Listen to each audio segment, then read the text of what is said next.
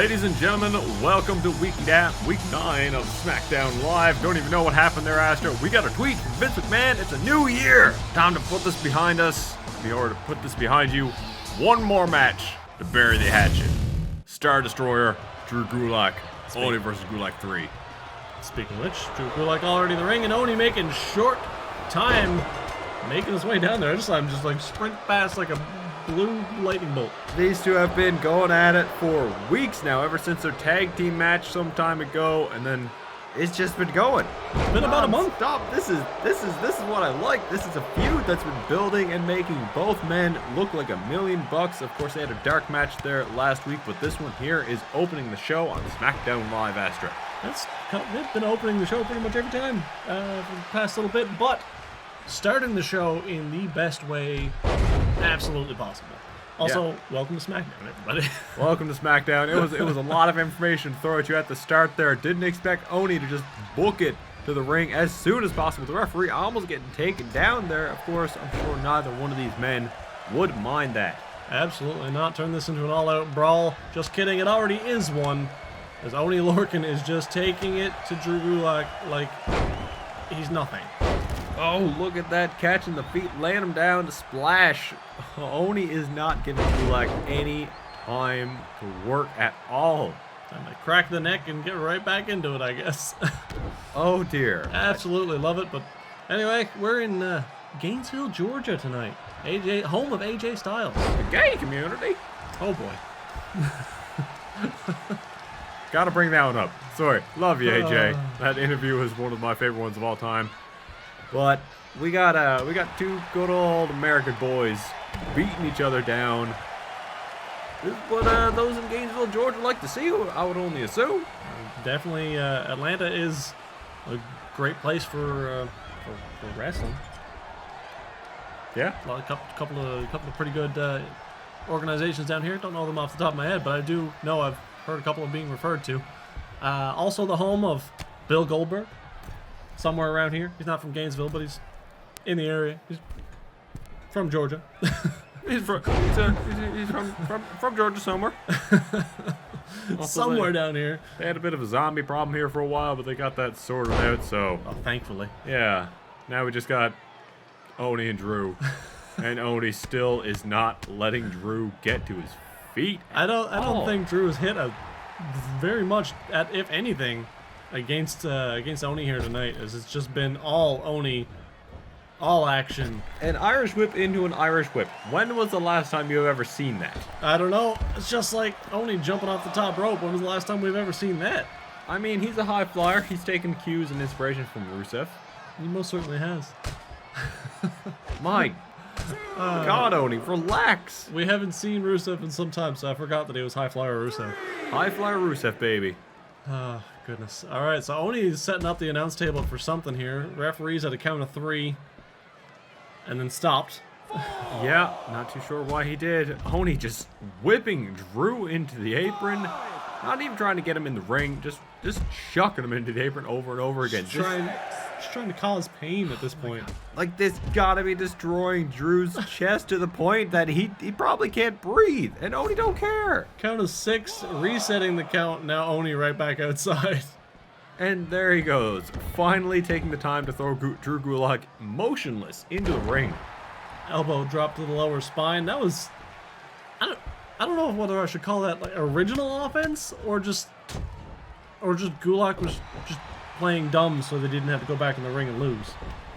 I don't know. It's hard to say for sure, but either way, worked out for Oney in the end. There's now a running clothesline on Gulak. And what are we seeing here? What are you calling here for Oney? Okay, there we go. Just a good old blockbuster. Just a running blockbuster. All right, I like it. I like to see it. That's fine. What we got here now? Poor Gulak, barely able to get to his feet. Half Nelson Dragon suplex, flipping Gulak over, getting himself in between the ropes, and Gulak going for that pin. That gotta be it, Astra. I'm speechless. That was just 100% runaway train, Oney Lorcan for the victory. If this doesn't set up something for Oney, I don't know what Vince is thinking. Vince wanted them to put it behind him, and I believe Oney Lorcan just put the definitive nail in the coffin of this little feud for now. 100%, as Oney's throwing him up and getting ready to move on to his next challenge, whatever that may be. Literally, whatever that may be. I don't even know, Master. That was madness. That was beautiful. That was a great match. Yeah. I enjoyed it. Of course, we did see it last week. Wasn't a part of the main show, but it was still a good little follow-up to that main event that we had with Rowan versus Harper. That Falls Count Anywhere match. It wasn't even a Falls Count Anywhere match. It was just an plain old Extreme Rules. But that match stole the show, and then they had to follow it somehow. Still don't know. Well, I mean, we were off the air, so I guess they didn't really. But either way, Pete Dunne. Yeah. What's he doing? He hasn't had too good of a run lately. What's happening here? Buddy Murphy running out behind him here. Nice spiffy blue pants there on Murphy as well, changing it up a little bit. I like to see it. But that early attack on Dunne, hitting him from behind. Interesting to see here. Springboard drop kick. The referee finally calling for, well, not finally, but calling for that bell here now. We don't know what the stipulations are, if any, behind this match, or if it's just a good old-fashioned wrestling match. It might be a good old-fashioned wrestling match, who knows? As Murphy, of course, out with an injury for a little while, came back a few weeks back, and here he is again. Money in the Bank holder. So he's keeping his eye on the champion, that's for darn well sure. That he is. Maybe Vince McMahon, you know, saying Pete Dunne was the champ before John Cena. You may be the Money in the Bank holder, but, you know, you got to think about it. Can you beat the last champ? So if you can't even beat the last champ, then you probably can't beat the current champ. 100%. An interesting stipulation, maybe if Pete Dunne wins, maybe Vince rethinks the Money in the Bank holder. Maybe puts that on the line. That hasn't been done for a very long time, since the days of Mr. Kennedy. We haven't seen him for a good decade or more. I think he changed his name. He did. I don't remember what it is now, but he did. Nonetheless, hopefully we don't see that, because I would hate to see Buddy Murphy lose something that he fought so hard to win. Yeah. But Pete Dunne was involved in that match there as well. Did not turn out so lucky, so I don't know. It's hard to say. It's all speculation at that point. We're just kind of... We don't know what it is. Looking at it, this is just a match to us at this point. That running big boot, though, nice, beautiful counter there from Pete Dunne. As Murphy looked like he was running in to do some sort of attack, but got him with a big boot. I like to see it. Likes to say it. I'd like to see it. Yeah, we don't know the stipulation of this match here. Even Samson back here with his luscious locks doesn't know what's going on here. But right now, Pete Dunne is trying to systematically break down Buddy Murphy, as he often does to all of his opponents. Absolutely. And of course, maybe trying to isolate and re-aggravate that injury from Murphy that he sustained at Money in the Bank. You know, he could be trying to hunt that down.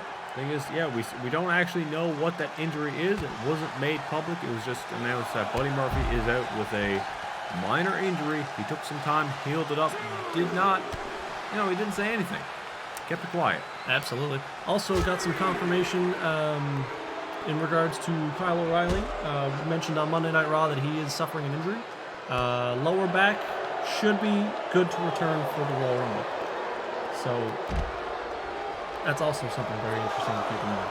But he is out for a couple of weeks with a lower back injury due to that spear from Bill Goldberg. Count of 6 here from the referee. And Buddy Murphy to the top rope, leaping with that drop kick. Holy cow, that was some air he got on that springboard drop kick. Managed to catch Pete Dunne right there, and Buddy Murphy going right back up at the top rope here. A little bit more high flying than we normally see from Buddy Murphy. Beautiful shooting star landing on the back of Pete Dunne, but it looked like he might have hit more shoulder than back and hurt himself just as much. Yeah, you gotta be careful. They're called high-risk moves for a reason here now, as... What are you doing? Choking him out here a little bit, and then a punch to the gut as Dunne just writhing in pain right now. Yeah, that was a vicious right hook. Beautiful knee taking Pete Dunne down. You got to be careful, though. If you hit Pete Dunne in a certain way, he will catch your knee and he will break your foot. Oh, he could very easily. He knows exactly how to manipulate all the joints. So if he grabs your leg in the wrong way, that could be it.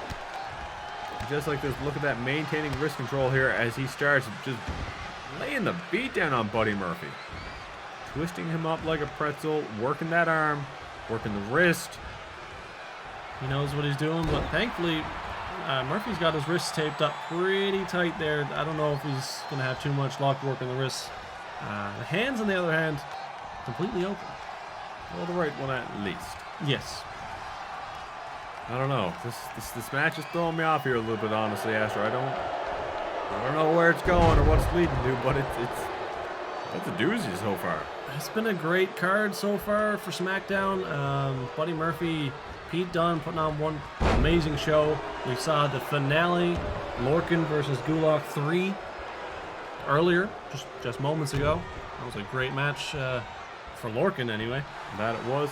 Oh, Pete Dunne able to leap out over Buddy Murphy's back. It was clothesline, taking him down, quickly regaining control here. Now a knee of his own to the temple. There you go. Buddy Murphy is a little bit woozy, a little bit doozy. Doesn't even really know where he is. And Pete Dunne is going to take advantage of that. Cover with the forearm in the face. And Buddy Murphy able to kick out just like that, keeping the match going here for you guys. Count of one, maybe almost two. But Buddy Murphy not putting any quit in just yet. Doesn't know the meaning of the word. I don't think he does. I really don't. He went one-on-one with AJ Styles not last week, a few weeks back. And that was also a doozy of a match. Yeah, 100%. Hopefully that will lead to something later on as Pete Dunne just continues stomping on the forehead of Buddy Murphy. Almost looked like he thought of it going to the top rope for a second. Held back. And then middle rope. Decided to go for the middle rope. Totally fair. Looks like he's doing that traditional fall away elbow. Ow. I like that move because it almost gets him right in the chin with his elbow. Yeah, it's really close there. Now Pete Dunne, what are you going for here? I don't think he was going for something big. Up into a powerbomb from Murphy. Oh, Murphy's calling for something here. This might be the end of this match, Plastic, as Dunne is woozy on the ropes. Up to the top. Swinging neck breaker. Beautiful. Shades of Elias there. I like to see it. Elias and Murphy is a match, you know. I like it. I think I'd like to see that match, personally. I don't know if we've already seen it. We may have. I do not remember. I feel like we did at the start of the season. But so far, we had a beautiful knee right there from Buddy Murphy, just straight into Pete Dunne's chin. What is Murphy thinking here? What are you doing? Looked like he was going for Murphy's Law, but then changed his mind at the last second into a gutbuster. I mean, it works. You got to keep Pete Dunne guessing to see what you're going to do. If he knows what you're going to do, he's going to try to think of a way out of it. Absolutely. He's always at least 2 to 3 steps ahead of his opponent. And tonight, well, I mean, normally he is. I was going to say, tonight doesn't seem like it's exactly that way, but he's had a couple of moments where he has reversed the perfect thing at the perfect time and stopped Murphy from doing what he wants. And now it looks like he's going for it again. This time Murphy's Law, he hits it. Not quite in the center of the ring, but far enough from the ropes that I don't think Pete Dunne has it in him. He most certainly does not, as Buddy Murphy continues winning. He's doing a great job. Got to keep this going here. He has the Money in the Bank Championship, or Money in the Bank briefcase, sorry, which could potentially lead to a championship. And if he has that, he's also got momentum on his side now. He's won 2 of his last 2 matches, or both of his last 2 matches, I should say. So it's good to see Buddy Murphy succeeding. He was, of course, the first ever Galaxy champion back in Series 1, crowned by he who shall not be named. He who shall not be named. Because he's in a burnt-up limo somewhere. Yeah, who even knows where in the world he is. Doesn't deserve to be mentioned. So, we'll just leave it at that as Buddy Murphy stands all in the ring there. Blood trickling down from his forehead, probably from those vicious boots that Pete Dunne was just laying into him continuously.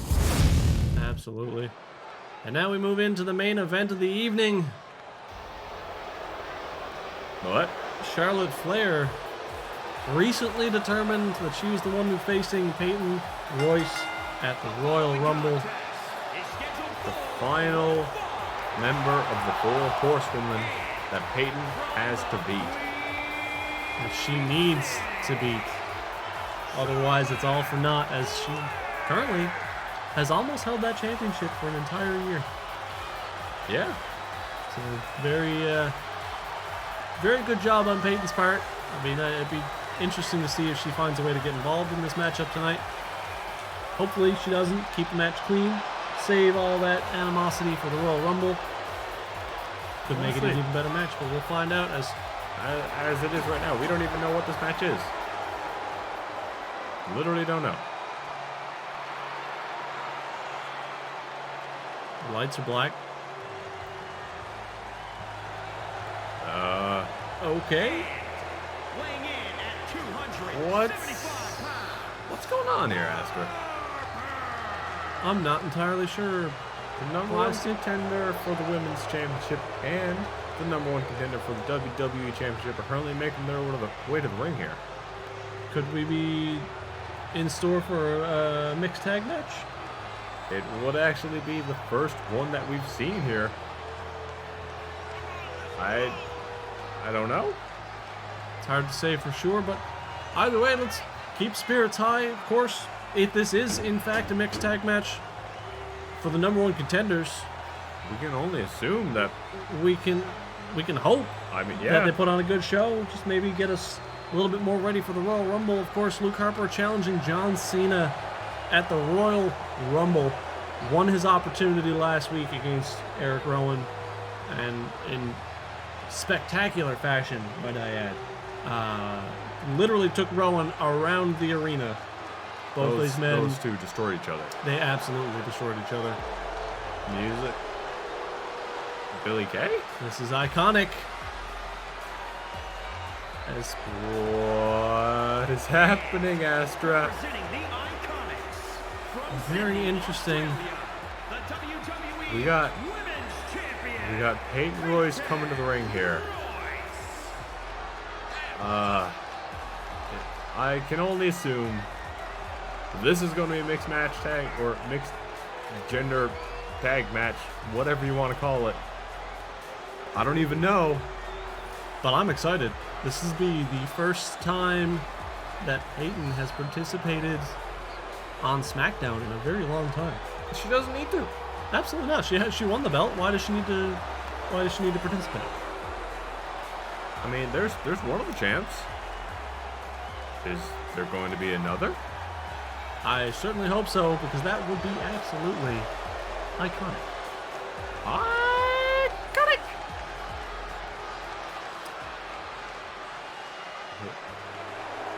It is indeed. Holy John cow. Cena. Astra, the champs are here. We're in for one heck of a main event, everybody. We have the number 1 contenders for the Women's and WWE Championship against the current champions.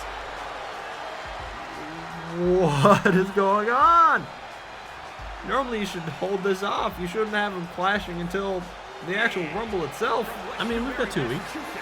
We do. Well, technically it's a week from this Sunday, but either way, Week and a half, give or take. we'll take it. Very interesting to have it. Like, you know, this seems like a go-home show match, but here we go. We got it. A little less than 2 weeks from the Royal Rumble. I'm still excited to see it nonetheless. It is definitely a little out of place, Yeah.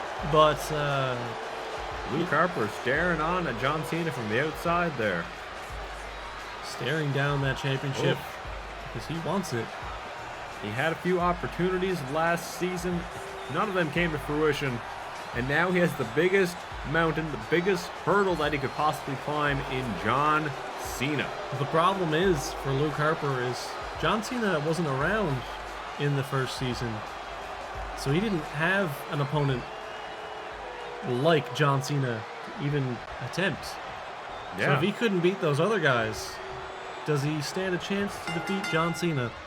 Well, I guess we'll find out, as he'll have an opportunity to do that tonight. Obviously not for the title, but he definitely has an opportunity to take that championship. It's going to be, it's smart for both of these, both of the participants in each match to get a feel for their opponents. This is the first time that Charlotte and Peyton have faced off in the ring as we go for that split pin, and Charlotte actually being caught off guard with it and almost getting the 2 count on it. That was fairly impressive from Peyton there, is that move never really works. No, in her favor, but it's good to see it. She's going to try for it again. Not going to go for the pin this time. She's learned from that. Wait, you got to think about it here. As these people have never faced off against each other. This is really their first opportunity to get a feel for it, and that could lead to an advantage at some point going in, as Charlotte makes the tag to Luke Harper, John Cena in for Peyton. Peyton raking the eyes, by the way, just moments before that tag. So yeah, raking the eyes. Charlotte making the blind tag there. Convenient that she was in the right corner, but can we just say that John Cena versus Luke Harper started with a super kick? It did. Luke Harper came in, caught him off guard, super kick square to the jaw, taking John Cena down, and Luke Harper has now controlled the match here. Don't know how long it's gonna go in favor. He is spending a lot of time gloating, a little bit uncharacteristic of the Luke Harper that we've seen, but a stiff right hand, boot to the stomach. You say uncharacteristic, but I think he's just taking advantage of the situation where he is doing damage to the champion. I guess. But I mean, the Luke Harper that we've seen in the past few weeks, he's been a force of nature, just a force of destruction. Yeah, and now he's a bit strange. And now he's paying off for the crowds. Maybe he got used to a little bit of that limelight from last week, because he was the fan favorite out of the two, out of him and Rowan. So. That he was, but right now you're going against John Cena. You got to be careful. You need to take whatever advantage you can get and just stay on top of him, because he never gives up. And so far, Luke Harper's doing a pretty good job of holding his own against John Cena right there, like a single arm power slam type thing. I'd call that more of like a choke slam, spine buster. It's a beautiful move, and I love seeing it. With John Cena getting on Luke Harper one more time here. This is nice. I like this, Astra. Nice little sidewalk slam. Harper taking control. What just happened? Cena just jumped over the top rope. I don't know. I also want to point out here too that Luke Harper was doing a very smart job keeping John Cena in their corner so that he wasn't able to make the tag, and saving it, make the tag when he wants to make the tag. Absolutely. Now Charlotte and Peyton back in the ring, and Peyton right back to demolishing Charlotte Flair. Seems like there's a very clear flip-flop on both teams, as Peyton has the advantage over Charlotte and Harper has the advantage over Cena. I mean, it seems that way. Currently. It's still early in the match here, of course. John Cena is known to pull out victories out of absolutely nowhere. Well, it's just a straight hit that AA out of nowhere as Peyton gets tangled up in the ropes there after that neck breaker.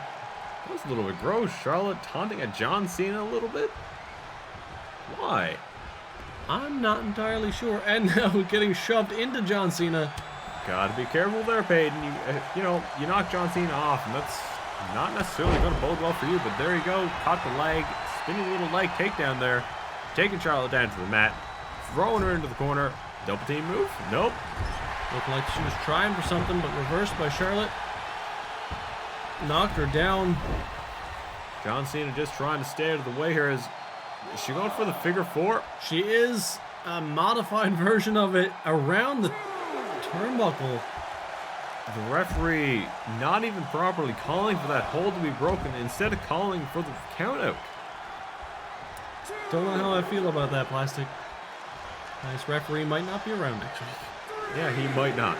Rightfully so. That was not the best. But there you go. Charlotte trying to go for a clothesline, getting caught by Peyton, thrown into the corner again. Now we're getting something?